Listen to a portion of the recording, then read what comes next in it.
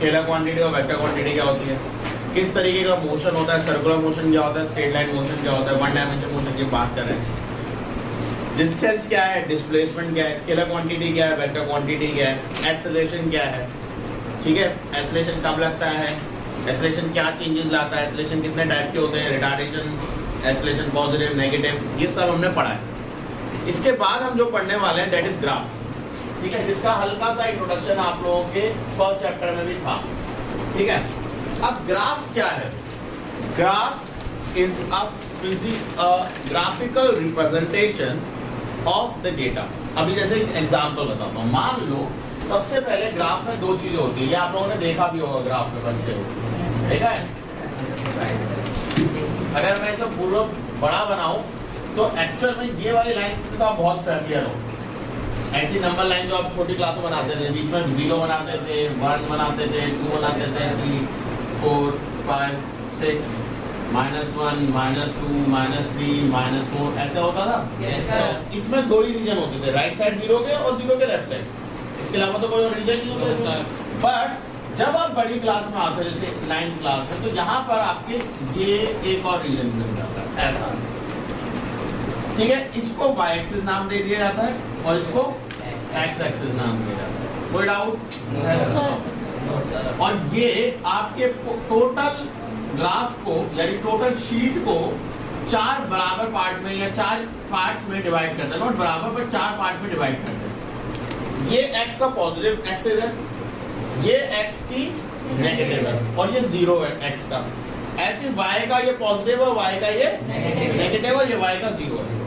But जब ये दो एक्सिस आ गई तो हर एक के रिफरेंस भी क्या होंगे, 2। जब आप अभी तक जब x था तो रिफरेंस भी क्या था, एक ही। मान लो तुम सारे बच्चे एक ही लाइन में खड़े हो, तुम सारे बच्चे एक ही लाइन में खड़े हो, तो मैं कैसे बोलूंगा, अरे हर्ष आगे से 7वें नंबर पे या पीछे से 7वें नंबर पे, क्योंकि एक ही लाइन में खड़े हो। बट अगर अभी हम हर्ष की पोजीशन की बात करें तो क्या बोलेंगे, first second third fourth row और राइट से 3rd नंबर पे बैठा है, यही है ना। क्योंकि अब आपका कैसा नंबर है, x में भी है और कुछ y में भी है। तो जब आपके x और y आ जाए, जब मैं आपके सिर्फ सोचो x एक्सिस थी, ये लाइन ही नहीं थी खड़ी वाली, तो यहाँ पे 3 होता था, 4 होता था, 5 ये होता था, -1 -2 -3 ये होता था, 0 ये होता था। बट जब y आ गया तो सिर्फ अकेला y नहीं हो सकता, तब x भी इन्वॉल्व होगा। समझ में आ रहा है? अगर मैं अब इसकी बात करूंगा तो ये अकेला 3 नहीं है, ये 3 तो है बट इसमें y भी है 0, यानी एड्रेस कैसे लिखते हैं, x पहले y बाद में, कौन पहले, y बाद में। और ये दोनों की जरूरत हमें पड़ती है, ये स्टैंडर्ड तरीका है लिखने का। कितनी बात समझ में? ग्राफ में मोस्टली आप लोगों को ये जो क्वाड्रेंट, ये पार्ट्स होते हैं ना, क्वाड्रेंट कहते हैं। इसे फर्स्ट क्वाड्रेंट कहते हैं, इसे सेकंड बोलते हैं, इसको थर्ड बोलते हैं और इसको फोर्थ बोलते हैं, ठीक है। ये क्वाड्रेंट में फर्स्ट क्वाड्रेंट ही मोस्टली टाइम हमें यूज होता है, ठीक है। अब ये तो थोड़ा बहुत मैथ्स का हमने पढ़ा, अब फिजिक्स में हम क्या पढ़ेंगे। मान लो ये ग्राफ है, ठीक है, ये x एक्सिस है, ये y एक्सिस। कभी भी कोई दो चीजों पे हमें डिपेंडेंसी दिखानी पड़ती है, ये उस चीज को शो करता है, ये उस चीज को जो शो करता है। अभी जैसे बिल्कुल बेसिक चीज की बात करते हैं, इमेजिन करते हैं हम एक गाड़ी को मूवमेंट को स्टडी करते हैं, गाड़ी के मूवमेंट को करते हैं, स्टडी करते हैं। मतलब जब वो t 0 सेकंड था तो गाड़ी रुकी हुई थी, डिस्टेंस कितना ट्रेवल करा, 0। जब 1 सेकंड हो गया तो गाड़ी ने डिस्टेंस ट्रेवल कर लिया आपका 5 मीटर, दूसरे सेकंड पे 10 मीटर, तीसरे सेकंड पे 15 मीटर और चौथे सेकंड पे 20। ठीक है, तो अब इसको कहाँ प्लॉट करें, पहला क्वेश्चन यही आता है कि ठीक है सर, ये दो चीजें करनी है, टाइम भी प्लॉट करना है इस पे और इसे डिस्टेंस भी प्लॉट करना है। बट कहाँ पे कौन सी चीज प्लॉट करूँ, टाइम यहाँ कर दूँ, अगर टाइम 1 2 3 4 यहाँ करूँ, डिस्टेंस यहाँ करूँ, या डिस्टेंस यहाँ करूँ और टाइम यहाँ करूँ, डिस्टेंस y पे और x पे क्या? क्यों? Very good. x एक्सिस पे वो क्वांटिटी आती है जो इंडिपेंडेंट हो, यानी किसी पे डिपेंड नहीं करती। भाई समय किस पे डिपेंड करता है? मैंने आज होमवर्क नहीं करा, घड़ी रुक गई, समय रुक गया, सुबह ही रहेगी, जब तो तू होमवर्क नहीं करेगा मम्मी आके कह रही निकम में होमवर्क कर ले, रात होने दे। ऐसा थोड़ी होता है, पापा घर आ जाएंगे मुझे ऑफिस बैठ के हुए। टाइम किसी पे डिपेंड नहीं होता। समझ में आ रही है बात? नहीं आ रही है? टाइम किसी पे डिपेंड नहीं है तो वो इंडिपेंडेंट क्वांटिटी है।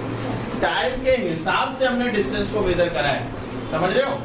टाइम के हिसाब से हमने डिस्टेंस देखा है, ना कि डिस्टेंस के हिसाब से हमने टाइम देखा है। तो टाइम इंडिपेंडेंट है तो वो यहाँ रिप्रेजेंट होगा। समझ में आया या नहीं आया? और मोस्ट ऑफ द टाइम हम एक्स एक्सिस पे करते हैं और टाइम नेगेटिव कभी होता नहीं, तो हम ना इस क्वाड्रेंट की कहानी लिखते हैं, ना नीचे वाले की, ना ऊपर वाले की। इसलिए नेगेटिव में बहुत कम जाना होता है। अब आ जाओ 1। अब जैसे यहाँ तो 1 2 3 4 5 काफी है। डिस्टेंस देखो 5 5 का मल्टीपल है, तो अगर मैं 1 2 3 4 5 की कहानी बनाऊंगा तो शायद तो मैं 2 2 की बना लेता हूँ, 5 5 की बना सकते हो, वो आपकी मर्जी। चलो 5 5 की बना, 5 10 15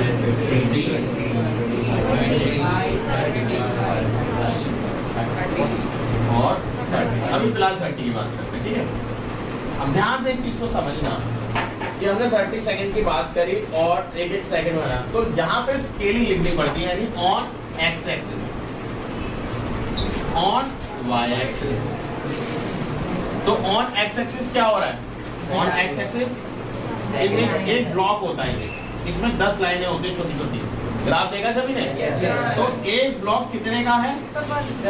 1 सेंटीमीटर, 1 सेंटीमीटर का होता है वो। तो हम क्या बोलेंगे? 1 सेंटीमीटर इक्वल टू क्या है? 1 सेकेंड।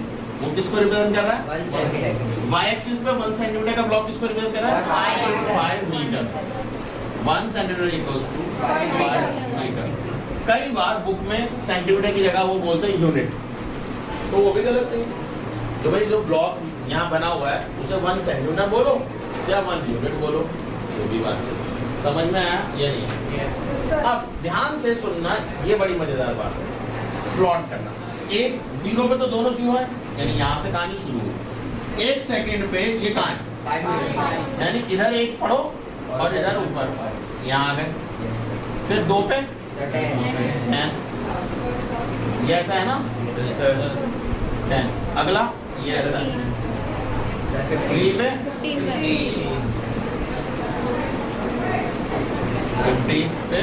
पे 20, 4 पे 20। और अगर मैं इस सबको ज्वाइन करूं तो ऑलमोस्ट एक स्ट्रेट लाइन मुझे मिलेगी। मेरा तो ग्राफ हम लोगों ने वैसे ही नॉर्मली ड्रॉ करा है, बट अगर ग्राफ पे आप ड्रॉ करोगे तो आपको एक स्ट्रेट लाइन मिलेगी। समझ में आ रही है बात? नहीं आ रही है? अब एक चीज और समझो, मान लो 5 सेकंड की कहानी और लिखते हैं, 5 सेकंड, और डिस्टेंस वो ट्रेवल कर जाता है 30 मीटर एग्जाम्पल। तो 5 सेकंड में वो 30 पहुंच गया, तो आपकी जो स्ट्रेट लाइन आ रही थी थोड़ी उड़ गई। अब कहानी क्या कह रही है? कहानी कह रही है जब तक वो यहाँ से 4 सेकंड तक चला वो यूनिफॉर्म स्पीड पे था, लाइन सीधी सीधी सीधी सीधी चलेगी, फिक्स इंटरवल पे फिक्स डिस्टेंस ट्रैवल करा था। बट 4 सेकंड से 5 सेकंड में जब वो गया उसने ज्यादा डिस्टेंस ट्रैवल करा, यानी अब वो नॉन यूनिफॉर्म बन गया है। ठीक है? अब एक और चीज, क्या उसकी स्पीड चेंज हुई थी 0 से 4 सेकंड तक? सेम स्पीड थी, 1 सेकंड में 5 मीटर। बट 4 से 5 सेकंड में स्पीड बढ़ी या घटी? बढ़ गई, क्योंकि उसने 1 ही सेकंड ट्रैवल करा, बट डिस्टेंस कितना ट्रैवल करा? कोई डाउट है? इतनी बात समझ में आई या नहीं? ये सबसे इंपॉर्टेंट है। तो ग्राफ में क्या होता है? अब देखो ग्राफ में बड़ी मजेदार बात आ रही है। वो कहता है ना, जैसे एक सीरियल आता था, हर घर कुछ कहता है, हर घर की कहानी कुछ है, वैसे हर ग्राफ कुछ कहता है। क्या कहता है? 3 बातें कहता है। क्या कहता है? 3 बातें। पहली बात वो कहता है रिलेशन। फर्स्ट चीज क्या कहलाता है?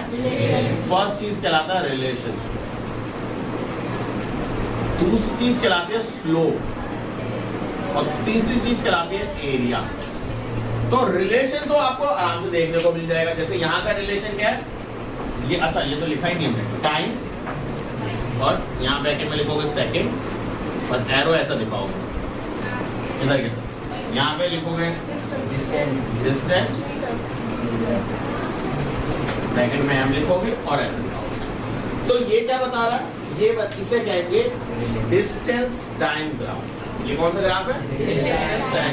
तो ये अभी सिंपल हमें रिलेशन बता रहा है। क्या रिलेशन बता रहा है कि भैया इतने सेकंड में इतना डिस्टेंस ट्रेवल करा है, इतने सेकंड में डिस्टेंस ट्रेवल करा है। तो ये क्या बता रहा है आपको, रिलेशन।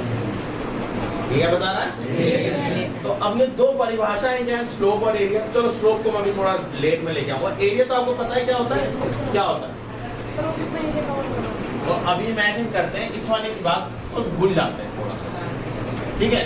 अगर मैं आपको बोलूं ये लाइन बन रही है, तो ये लाइन एक्स एक्सिस के साथ क्या बना रही है, बताओ। ये क्या बना रही है, एक्स एक्सिस के ट्रायंगल बन 90 डिग्री। फिगर क्या बना रहे हैं, ट्रायंगल, वो भी राइट एंगल ट्रायंगल। तो एरिया का फॉर्मूला क्या होगा इसका, हाफ बेस इनटू हाइट। गोली मारो सबको, बेस पकड़ो बस। क्या है बेस, मतलब ये नीचे वाला, गोली असली में मार देना, मजाक में कह रहा हूं। बेस क्या है, नीचे वाला यानी टाइम, और हाइट यानी ये क्या डिस्टेंस। तो टाइम इनटू डिस्टेंस कुछ होता है क्या, क्या होता है, डिस्टेंस अपॉन टाइम तो होता है। टाइम इनटू डिस्टेंस क्या होता है, कुछ नहीं होता है। स्पीड होता है, डिस्टेंस अपॉन टाइम भी स्पीड है, और डिस्टेंस इनटू टाइम भी स्पीड है। मतलब हमारी घर की कहती है, हमें जो पसंद आ रहा है सर वो ले लो।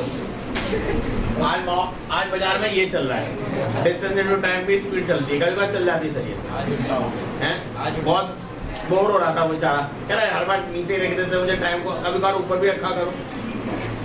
तो भैया इसका कहने का मतलब क्या है कि डिस्टेंस टाइम ग्राफ में जो एरिया है वो कुछ नहीं बताता। तो एरिया किस चीज को दर्शाता है, एरिया दर्शाता है X axis into Y axis. देखो यही है ना, एक्स एक्सिस में क्या था, ये एक्स एक्सिस इनटू वाई करो तो क्या आएगा, एरिया। क्या आएगा, एरिया। और एरिया यहाँ पे कुछ नहीं बता रहा, क्योंकि ये टाइम और डिस्टेंस होगा। तो यहाँ पे डिस्टेंस और टाइम का ग्राफ था, एरिया कुछ बता ही नहीं रहा है, ठीक है। अच्छा अब आते हैं बात लेके स्लोप। ये स्लोप क्या मतलब, तमीज है। तो स्लोप का मतलब होता है इंक्लिनेशन विद अ बेस।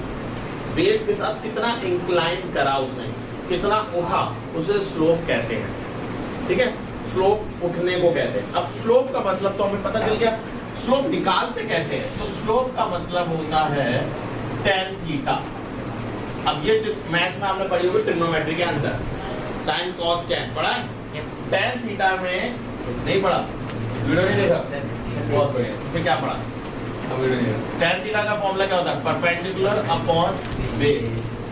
अब थीटा क्या है, ये एंगल, मतलब कितना एक्स एक्सिस से वो उठा। एक्स एक्सिस क्या है आपकी, बेस। तो बेस से कितना उठा, that is known as slope, that is known as slope. तो कितना उठा तो वो बताता है tan थीटा। वो कितना बताता है, tan थीटा क्या है, परपेंडिकुलर अपॉन बेस। तो अगर मैं सिर्फ इसी ट्रायंगल की बात करूं तो परपेंडिकुलर क्या है, ये क्या कहलाता है, डिस्टेंस, और ये क्या है, बेस।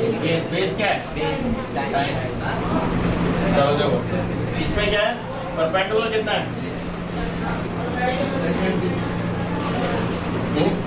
डिस्टेंस, और ये क्या है, टाइम। तो डिस्टेंस अपॉन टाइम क्या होता है, स्पीड।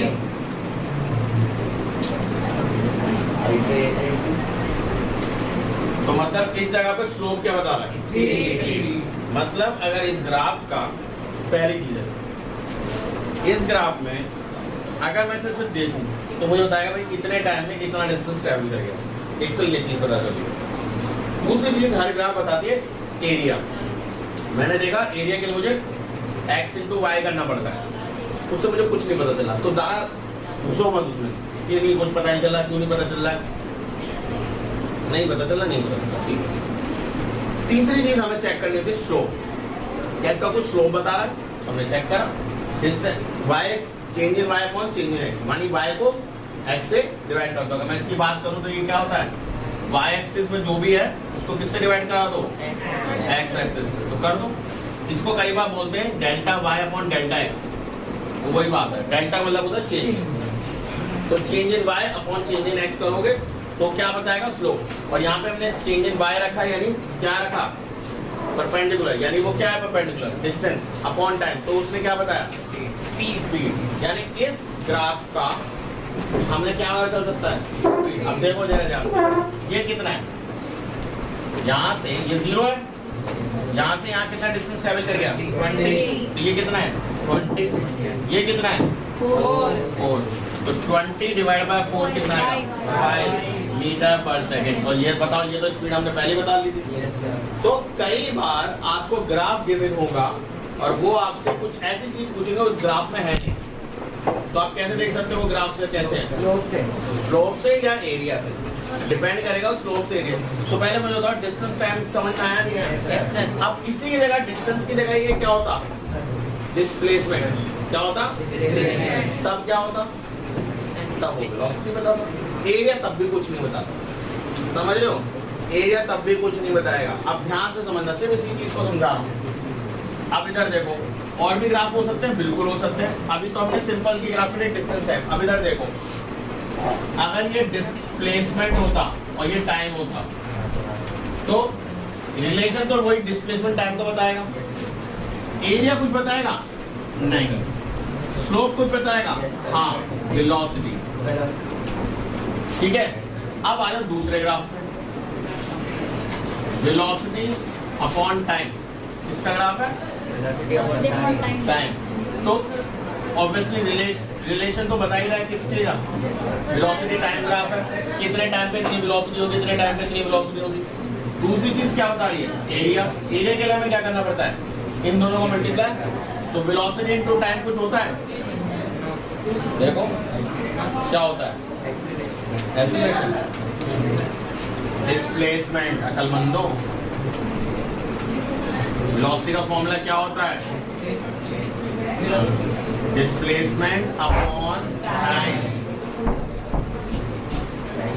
तो अगर वेलोसिटी इनटू टाइम कर दोगे तो डिस्प्लेसमेंट नहीं मिलेगा, तो एरिया इस, अगर मान लो ये ग्राफ ऐसा ही होता तो इस जगह अगर आप एरिया निकाल लेते ट्रायंगल से, मान लो जरूरी थोड़ी हर बार ऐसे बनेगा, ऐसा भी तो बन सकता था ग्राफ, तो इस जगह का अगर आप एरिया निकाल लोगे तो क्या निकालोगे, वो एरिया क्या बताएगा आपको, और ये कुछ ना कुछ ऐसे फिगर होंगे जिसको आप पता है, जैसे रेक्टेंगल होगा, ट्रायंगल होगा, स्क्वायर होगा, कुछ सर्कुलर भी हो सकता है, कोई फिगर ऐसा होगा जो तुमने ऑलरेडी पढ़ रखे हैं, तो उस जगह पे एरिया क्या बताएगा। और स्लोप क्या होता है, स्लोप का फॉर्मूला क्या होता है, change in y upon change in x, y पे क्या है अपॉन टाइम, ये क्या होता है एक्सेलरेशन।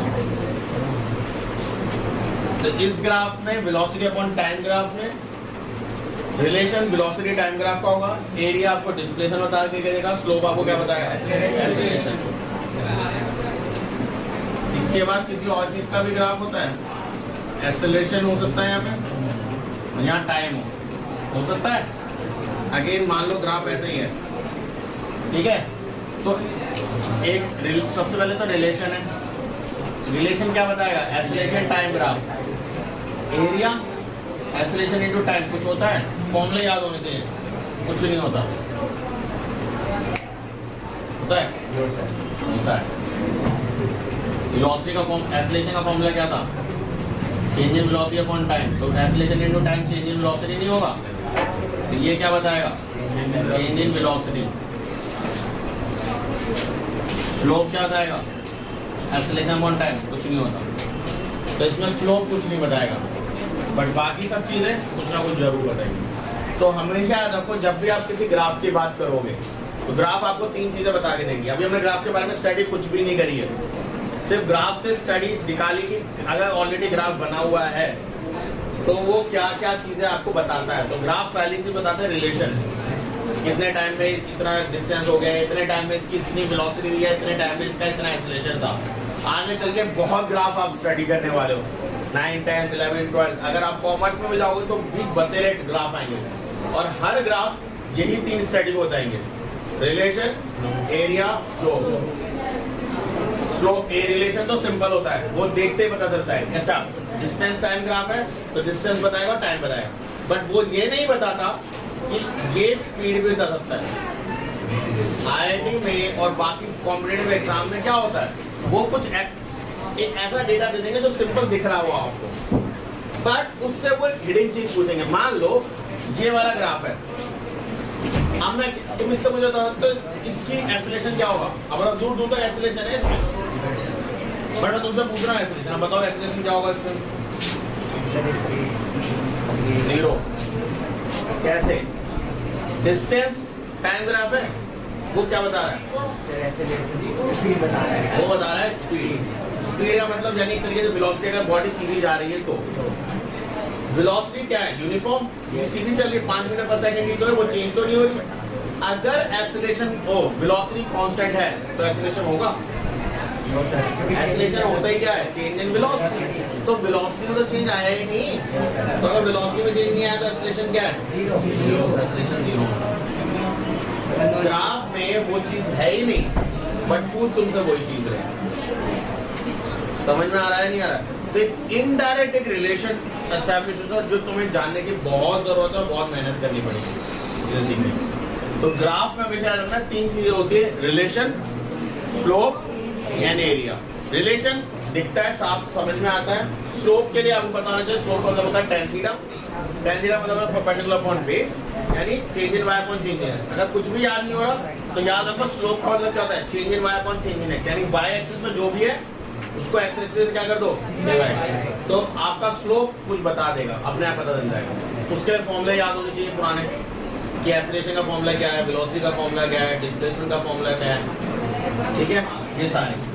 और लास्ट चीज एरिया। एरिया के लिए क्या करना है? इन दोनों को ही मल्टीप्लाई। अभी आपने क्या करा? y divide by x। Area के लिए क्या करना है? y into x। Displacement time graph का एरिया कुछ नहीं बताता, बट वेलोसिटी टाइम ग्राफ का एरिया बताता है। डिस्प्लेसमेंट स्पीड टाइम ग्राफ का एरिया क्या बताएगा? डिस्टेंस। समझ में आया या नहीं आया?